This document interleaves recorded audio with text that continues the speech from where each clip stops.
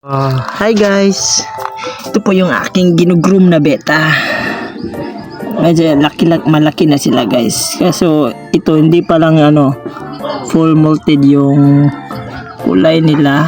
Wait lang, i-focus natin. Yup. Ayun. Yun. Ganda nito guys, oh. Hindi pa lang yung full yung kulay kasi pero maganda na. Ito din. Yun. Marami to guys, kaso lang yung beta tank ko, 3 lang pati to. Sheesh. May pa. May parang 4 na lalaki, parang puro ganito. Para siyang marble. Kaso lang wala pa akong beta tank. Kunti lang. Yeah, yun. Oh, tignan nyo guys, oh.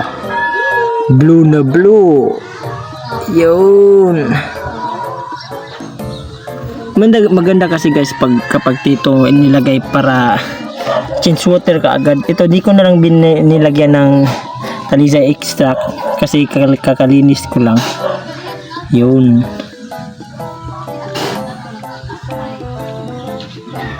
Yung aking gapi na IBM tsaka HB Red Roasted tsaka yung EFR, yung mga pidert na papalaki pa, yung mga IBM ko madami-dami na din to kasi maliit pa lang. Tapos malaki na guys, malaki yan na yung bili niya guys, malaki na yan mag drop guys. Tapos ito yung aking RDSS na may fry na, palakihin na lang natin. Ito guys, oh, laki na yung babae. Yun lang guys, bye.